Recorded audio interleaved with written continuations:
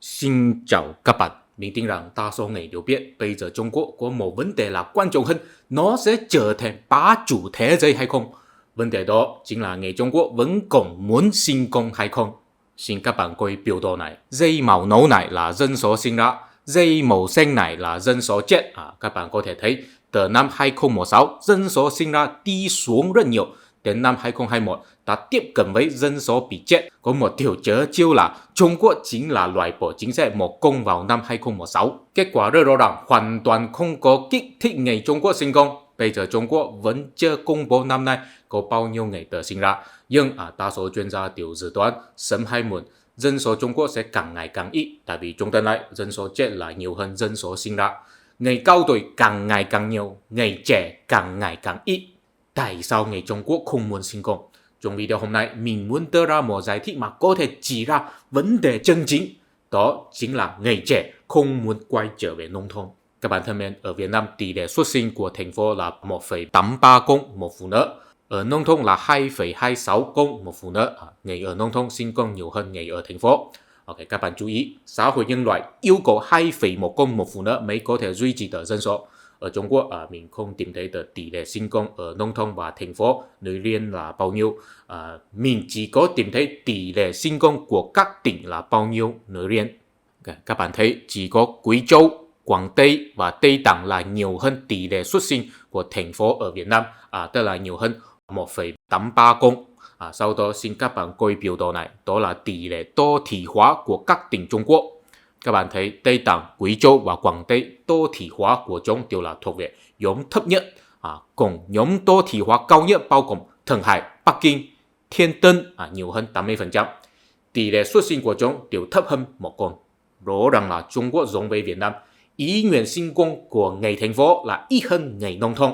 Thật ra không chỉ là Trung Quốc và Việt Nam, đó là một hiện tượng phổ biến của toàn thế giới. Ở nước Mỹ, tỷ lệ xuất sinh ở nông thôn là 1,28 con một phụ nữ, thành phố là 1,86 con. Đồng thời, tổng tỷ lệ xuất sinh của Trung Quốc là 1,7 con một phụ nữ, theo công bố của Trung Quốc. Còn Nhật Bản là 1,34 con một phụ nữ, vẫn còn cao hơn Nhật Bản một chút. Không biết tương lai sẽ thì sao. Tại sao người thành phố không muốn sinh con nhiều lắm? Tại sao người nông thôn muốn sinh con nhiều hơn? Có một định kiến cho rằng tại vì người nông thôn ngây thơ hơn, hay là thiếu giải trí hơn, có nhiều thời gian hơn, buổi tối trước khi đi ngủ không biết phải làm gì, cho nên các bạn đều biết. Nhưng theo mình, định kiến này rất hời hợt. Thật ra nguyên nhân chân chính là vì khi con người cảm thấy hoàn cảnh xung quanh mình chật chội hay tung túc, sẽ rất tự nhiên là không muốn sinh con. Đó là bản năng của sinh vật và đó cũng đã được thí nghiệm khoa học chứng minh rồi. Bây giờ mình miễn phí chia sẻ cho các bạn. Nếu bạn muốn ủng hộ tôi, xin donate cho tôi hoặc gia nhập hội viên. Mình sẽ nói về nội dung sâu sắc hơn trong video hội viên chỉ cần 20.000 Việt Nam đồng một tháng. Cảm ơn bạn. Vào những năm 1960, có một nhà nghiên cứu có tên là John Calhoun. Ông ấy có làm một thí nghiệm là ông ấy bỏ nhiều con chuột vào một không gian giới hạn, cung cấp đồ ăn đầy đủ và quan sát đám chuột sẽ có hành vi gì. Kết quả là sau khi trải qua 300 ngày, vì đám chuột đó sinh con nhiều lắm, cho nên không gian của chúng trở thành rất chật chội. Chú ý, tuy là rất chật chội nhưng nhân viên nghiên cứu vẫn cung cấp đồ ăn đầy đủ. Tuy nhiên, hành vi của chúng bắt đầu trở thành rất kỳ lạ. Chúng bắt đầu không muốn giao phối, không muốn đi tìm bạn bè, không muốn chăm sóc con non. Chi tiết của kết quả thí nghiệm này có được phiên dịch trên Wikipedia tiếng Việt rồi. Các bạn có thể tự đi coi, chỉ cần tra tha hóa hành vi thì được rồi. Nhưng trên Wikipedia cũng không có giải thích nhiều lắm, chỉ có nói rằng kết quả cuối cùng là xã hội của đám chuột đó sụp đổ, tất cả con chuột tử vong. Vì vậy mình đặc biệt đi tìm tài liệu để tìm hiểu sâu hơn. John Calhoun là người đầu tiên dùng con chuột để nghiên cứu vấn đề về dân số quá đông.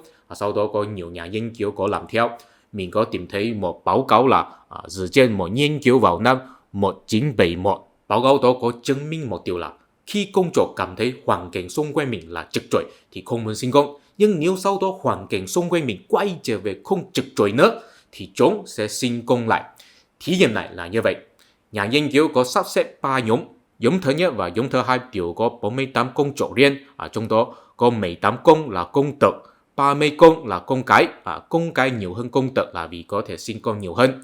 Nhà nghiên cứu bỏ riêng nhóm thứ nhất và nhóm thứ hai vào một không gian như vậy.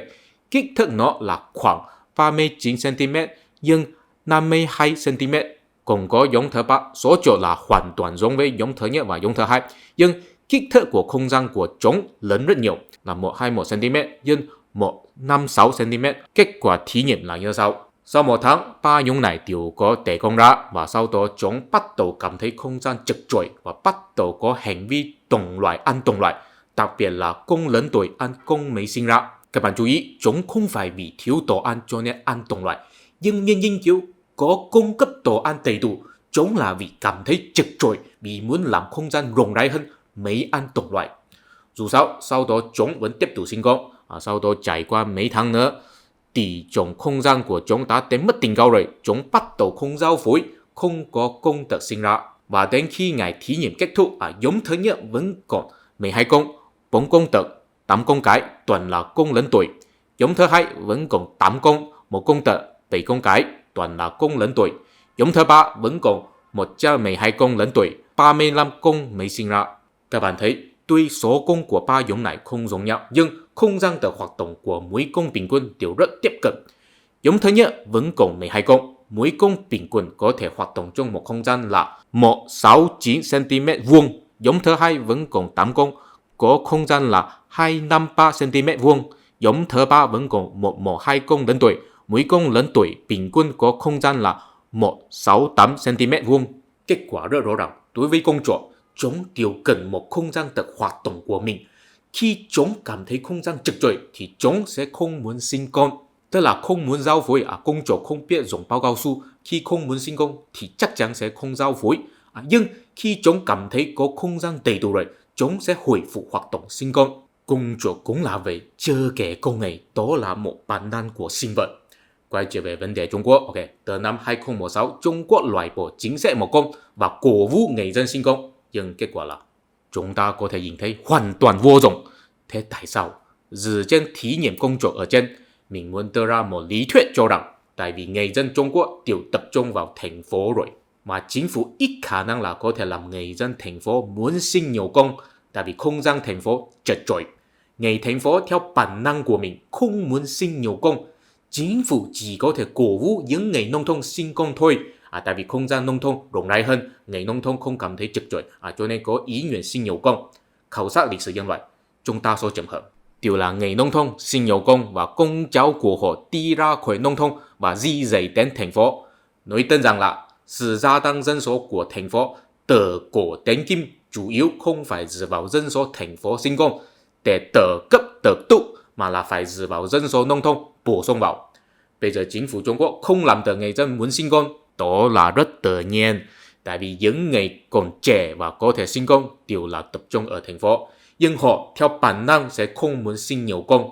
Còn ở nông thôn, chỉ còn người cao tuổi rồi, họ không thể sinh con nữa. Bây giờ ở Trung Quốc không chỉ là chỉ có tỷ lệ xuất sinh cứ đi xuống, tỷ lệ kết hôn cũng cứ đi xuống. Các bạn thấy biểu đồ này, từ năm 2018 tỷ lệ kết hôn của Trung Quốc càng ngày càng ít, tỷ lệ ly hôn từ năm 2002 càng ngày càng cao, và ở khu vực là kinh tế càng phát triển thì tỷ lệ kết hôn càng ít. Sao vậy? Có lẽ con người giống với con chuột, khi con chuột cảm thấy không gian xung quanh chật chội thì không muốn giao phối nữa. Thế tại sao con người không muốn kết hôn? Các bạn chắc chắn đã biết mình muốn nói gì rồi, ok? Mình mời các bạn thấy biểu đồ này, tỷ lệ dân số ở thành phố của Trung Quốc là 59%, ở nông thôn là 49%. Dân số thành phố nhiều hơn dân số nông thôn. Chúng ta quy tiếp biểu đồ này, đó là tỷ lệ dân số 60 tuổi trở lên. Dây màu xanh là dân số ở nông thôn có 23% là người 60 tuổi trở lên. Dây màu tím là dân số ở thành phố chỉ có 15% là người 60 tuổi trở lên. Nhưng các bạn đừng quên một điều là tỷ lệ xuất sinh của nông thôn là cao hơn thành phố. Ý là sao? Ý là ngay cả người dân tuổi trẻ ở nông thôn có ý nguyện sinh con, nhưng dân số của họ thực sự rất ít. Đa số người trẻ đều là sinh sống ở thành phố. Họ không muốn sinh con vì không gian ở thành phố quá chật chội, không tiện nuôi con. Nói đến đây, có lẽ sẽ có người nói rằng bạn là lấy con chuột làm ví dụ, con người không phải là con chuột, ngay cả cảm thấy chật chội vẫn sẽ kiên trì kết hôn hay sinh con. Đúng, con người không phải là con chuột. Nhưng nếu chúng ta nhìn vào hình thái xã hội bây giờ, chúng ta cũng sẽ phát hiện chỉ có thể dựa vào người nông thôn sinh con thôi. Thì chi tiết là như thế nào? Xin để mình dành vào video hội viên. Hy vọng mình có thể gặp bạn trong video hội viên. Cảm ơn.